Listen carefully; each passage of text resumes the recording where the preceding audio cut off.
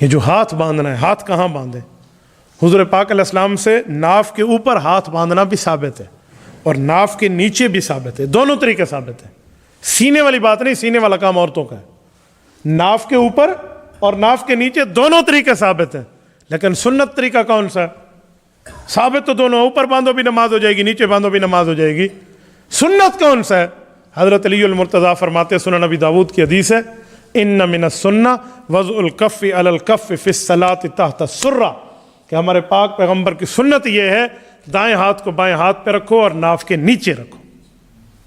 So the Malikis, when they offer salah, they put their hands at the side. But when we read in the hadith of Abu Dawud, point number 1, hadith number 755 and 757 says that you should tie your hands below the navel, but it's a zaif hadith. Both these hadith are zaif according to Imam Abu Dawud. Abu Dawud, volume number 1, hadith number 756 says that keep the hand above the navel, which is more strong than the zaif hadith. But the next hadith, Abu Dawud, volume number 1, hadith number 758, it says that when you keep your hands during salah on your chest, and it says this is a stronger hadith, though this is a mursal hadith.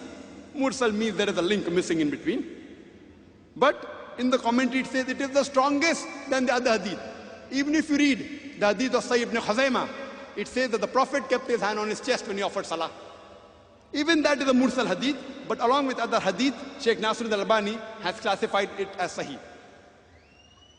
So it is the strongest of all the hadith where to keep your hand. The strongest is keep on the chest. So when I offer my salah, I keep my hands on my chest. Therefore I say I am a Pakka Maliki. Imam Malik said, if you find any of my fatwa which goes against Allah and His Rasul, you reject my fatwa. So if the Malikis say that Imam Malik said keep your hands on the chest, the story is different, but assuming he said that. But he said if you find my fatwa which goes against Allah and His Rasul, reject my fatwa. So I rejected his fatwa and I keep my hand on the chest. Therefore I am a Pakka Maliki, 100%. اچھا، اب آپ نے اکثر یہ سنا ہوگا جی یہ ہاتھ باندھنے کی حدیث تو کہیں موجود ہی نہیں ہے پوری کتب ستہ کے اندر، تو یہ بھی سن لیجئے. ہاتھ باندھنے کی حدیث صحیح بخاری میں بھی موجود ہے، صحیح مسلم میں بھی موجود ہے، سنن نسائی کے اندر بھی موجود ہے، سنن نبی داؤد کے اندر بھی موجود ہے، میں اتنی بیان کر، سنن ترمذی کے اندر بھی موجود ہے. اور یہ الفاظ ذرا سن لیجئے، صحیح بخاری میں ہے، سہل بن سعد رضی اللہ تعالیٰ عنہ کہتے ہیں، اور یہ شروع کے مسلمانوں میں سے ہیں، کہ ہمیں نبی صلی اللہ علیہ وسلم کے مبارک زمانے میں یہ حکم دیا جاتا تھا کہ ہم اپنا دایاں ہاتھ بائیں زرہ پر رکھیں. کہاں رکھیں؟ بائیں زرہ پر. یہ صحیح بخاری میں موجود ہے، 740 نمبر حدیث. اور امام بخاری نے الموطا امام مالک سے لیا، اور الموطا امام مالک میں بھی یہ حدیث موجود ہے. دو واسطوں سے امام مالک سے لیا کہ دایاں ہاتھ بائیں زرہ پر رکھیں. اب زرہ عربی زبان میں کہتے ہیں درمیانی، یہ انگلی سے لے کر، ہاتھ کی درمیانی انگلی سے لے کر کونی تک کو، جیسے پرانے زمانے میں جنگوں میں زرہ پہنا کرتے تھے لڑائی کے لیے، یہ زرہ. تو دایاں ہاتھ بائیں زرہ پر رکھنا ہے. اور ابو داؤد نسائی میں کیا الفاظ تھے کہ نبی صلی اللہ علیہ وسلم نے اپنا دایاں ہاتھ بائیں جو ہے وہ ہتھیلی، کلائی اور ساتھ پر رکھا. یہ دونوں ایک دوسرے کو سپورٹ کرتے ہیں. تو آپ صلی اللہ علیہ وسلم یوں ہاتھ رکھتے تھے. اب بعض کہتے ہیں جی وہ رکھنا ہے تو آپ یوں بھی رکھ سکتے ہیں. اس میں بھی آپ دیکھیں وہ ہتھیلی پر بھی آ جاتا ہے اور کلائی پر بھی آ جاتا ہے اور زرہ پر بھی آ جاتا ہے. تو پہلی بات یہ کہ یہ جو باقی زرہ کا جو 80% حصہ ہے یہ کیوں آپ چھوڑتے ہیں؟ کس کی اجازت سے چھوڑتے ہیں؟ ہمارے پاس کیا دلیل ہے کہ الفاظ ہے کہ دایاں ہاتھ بائیں زرہ پر رکھتے تھے. اور عربی زبان میں ہاتھ جو ہے وہ شولڈر سے لے کر، کندھے سے لے کر یہاں تک کے لیے بولا جاتا ہے. اب آپ دائیں پورے کے پورے ہاتھ کو اگر بائیں زرہ پہ رکھیں تو زیادہ سے زیادہ ادھر تک ہی جا سکتے ہیں، اس سے آگے نہیں جا سکتے. تو دایاں ہاتھ بائیں زرہ پر رکھتے تھے. تو ایسے لہذا یہ بھی کوئی نہیں ثابت، یہ بھی جو کرتے ہیں یہ بھی ثابت نہیں، اور جو بالکل نیچے باندھ لیں وہ بھی ثابت نہیں. یہ بالکل درمیان میں، سینے کے درمیانی حصے تک ہے، یہ گلے کے قریب بھی درمیانی حصے تک. اور اس کی سپورٹیو ایک حدیث بھی موجود ہے مسند امام احمد میں صحیح سند کے ساتھ 22,017 نمبر کہ سیدنا حلبتائی رضی اللہ تعالیٰ عنہ کہتے ہیں نبی صلی اللہ علیہ وسلم نے اپنا دایاں ہاتھ بائیں ہاتھ پر رکھا سینے پر. اور سینہ جو ہے وہ شریعت کی ٹرم میں ناف سے لے کر یہ اس ہڈی تک بن جاتا ہے. تو یہ درمیانے حصے پہ ہی سینے کے آ جاتا ہے. تو یہاں بھی نہیں باندھنا، اور اس کی قباحت بھی ہے، پھر کندھے سے کندھا بھی صحیح نہیں ملتا جو لوگ اوپر باندھتے ہیں. تو کندھے سے کندھا ملانے کے لیے بالکل یہ کندھا سٹریٹ ہونا چاہیے، تب کندھے سے کندھا اور پاؤں سے پاؤں ملتا ہے. یہ بھی اس میں حکمت ہے. ایک حدیث ہے سنن نبی داؤد میں ناف سے نیچے ہاتھ باندھنے کی، لیکن یہ بڑے ظالم ہیں مولوی، بتاتے نہیں کہ امام داؤد نے ساتھ ہی لکھا ہے کہ یہ روایت ضعیف ہے. ساتھ خود لکھا ہے انہوں نے. ہم کہتے ہیں جی اپنیاں نو صحیح کہندے نے، ساڈیاں نو ضعیف.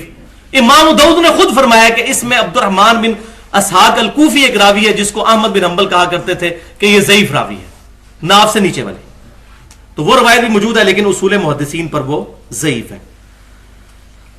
تو یہ بات یاد رکھیے، یہ ضعیف الاسناد جو احادیث ہیں انہی کی وجہ سے امت میں سارا فتنہ کھڑا ہوا. اب وہ جو عبداللہ بن مسعود والی حدیث تھی رضی اللہ تعالیٰ عنہ، جو عبداللہ بن مبارک کا میں نے قول بیان کیا تھا کہ یہ حدیث ثابت نہیں، اس میں سفیان ثوری مدلس ہے اور وہ ان سے روایت کر رہے ہیں، اور مدلس کی ان والی روایت ضعیف ہوتی ہے. صحیح مسلم کے مقدمے میں یہ پیٹرول لکھا ہوا ہے، جب تک سما کی تصریح موجود نہ ہو. تو اب پوری دنیا کے لوگوں کو چاہیے کہ وہ سما کی تصریح تلاش کریں تاکہ یہ مسئلہ حل ہو، لیکن کوئی نہیں موجود. تو اگر کوئی بندہ کہتا ہے میں اس اصول کو نہیں مانتا، تو یہ بات یاد رکھیے پھر اس اصول پر جتنی حدیثیں ہیں وہ ساری صحیح ثابت ہوں گی. تو اب میں آپ کو علمی طور پر لاجیکل ایک پھکی والا جواب، الزامی جواب دینے لگا ہوں، جو کہ مسند امام احمد میں حدیث موجود ہے، جو مشکات میں بھی موجود ہے انٹرنیشنل نمبرنگ کے مطابق 4902، مفاخرت اور عصبیت کے بیان والے چیپٹر میں 3 جلد کے اندر آپ صلی اللہ علیہ وسلم کی طرف منسوب یہ حدیث ہے مسند امام احمد میں. اور امام احمد نے اس کو ضعیف بھی کوئی نہیں کہا، صحیح بھی نہیں کہا، ضعیف بھی نہیں کہا. تو یہ کہتے ہیں کتابوں میں تو لکھی ہوئی ہے، تو کتاب میں تو یہ بھی لکھی ہوئی ہے کہ نبی صلی اللہ علیہ وسلم کی طرف منسوب حدیث ہے کہ آپ نے فرمایا جو شخص اپنے جہلی نسب پر فخر کرے اور کہے کہ میں فلاں کی اولاد ہوں اور فخر کرے اس بات کے اوپر، اس کو کہو کہ اپنے باپ کا عضو تناسل کاٹ کے اپنے منہ میں رکھ لے، والعیاذ باللہ. اور یہ بات کنائے سے نہ کرو، ڈائریکٹ کرو، اشارے کنائے میں نہیں، ڈائریکٹ اس کو کہو. اب مجھے بتائیے کہ آپ صلی اللہ علیہ وسلم ایسی بات ارشاد فرما سکتے ہیں؟ نہیں، قطعاً نہیں. وَإِنَّكَ لَعَلَىٰ خُلُقٍ عَظِيمٍ، آپ تو اخلاق کے بلند ترین درجے پر فائز ہیں. اور بخاری اور مسلم کی متفق علیہ حدیث ہے آپ صلی اللہ علیہ وسلم میں کنواری لڑکیوں سے زیادہ شرم و حیا تھی. دیکھیں بخاری مسلم کیا کہہ رہی ہے اور یہ کیا مسند امام احمد. تو اب یہ روایت موجود ہے، لیکن اس روایت میں حسن بصری مدلس ہیں اور ان سے روایت کر رہے ہیں. سفیان ثوری سے بھی بہت بڑے امام حسن بصری تابعی، 70 صحابہ کی صحبت کرنے والے، انہوں نے تدلیس کی ہے، انہوں نے سما کی تصریح کوئی نہیں کی کہ میں نے کس سے روایت سنی. لہذا اصول محدثین پر یہ حدیث ضعیف ہے.